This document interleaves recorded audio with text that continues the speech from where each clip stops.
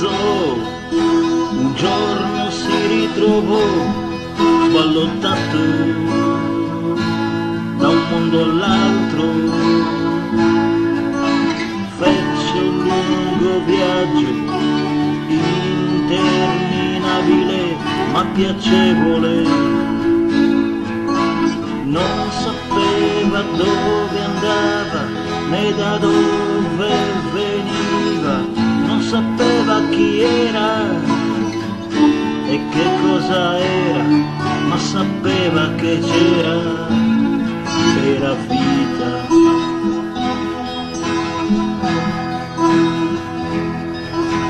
Uno spermatozoo